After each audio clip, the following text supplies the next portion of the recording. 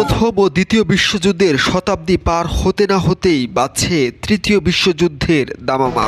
মধ্যপ্রাচ্য জুড়ে তুলকালাম পাকিয়ে ট্রাম্পের নেতৃত্বে জ্বলছে এই আগুন। বহুদিনের উত্তেজনা এবার একটা সংঘর্ষের অপেক্ষায়, ভয়ঙ্কর হিংস্রতার বিস্ফোরণে পুড়ে ছাই হতে পারে বিশ্ব।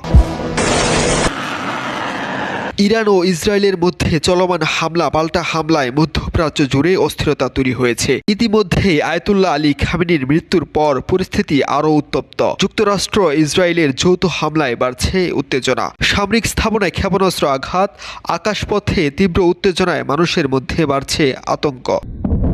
বিশ্বের বড় শক্তিগুলো সতর্ক অবস্থানে। কূটনৈতিক আলোচনা চললেও এখনও কোনো স্থায়ী সমাধান আসেনি। পরিস্থিতি নিয়ন্ত্রণের বাইরে গেলে তা বৃহত্তর সংঘাতে রূপ নিতে পারে, যার আশঙ্কা তৃতীয় বিশ্বযুদ্ধ।